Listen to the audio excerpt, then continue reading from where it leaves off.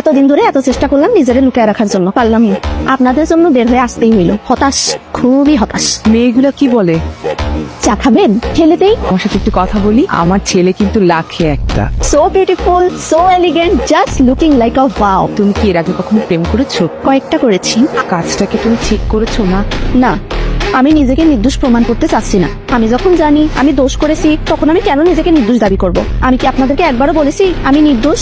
তখন আমার আবেগের কাজ করেছিল, বিবেকের কাজ করে নাই। বিবেকটা কাজ করলে পৃথিবীর সর্বশ্রেষ্ঠ আদালত হচ্ছে মানুষের বিবেক। তখন যদি আমার বিবেকটাই কাজ করতো, তাহলে আমি এত বড় ফাঁসের মধ্যে জড়িয়ে যেতাম না। তুমি লেখাপড়া কি করেছো? জি, কোথায়? প্রাইভেট ইউনিভার্সিটিতে। ভাগ্যিস আমার বাবা মার অঢেল টাকা ছিল না, তাহলে আমাকেও অনেক টাকা দিয়ে প্রাইভেট ইউনিভার্সিটিতে পাঠাতো অশ্লীলতা শিখাতে। আচ্ছা, মুরব্বীদের সাথে কি মানুষ এভাবে কথা বলে? আমার ভুল হয়েছে।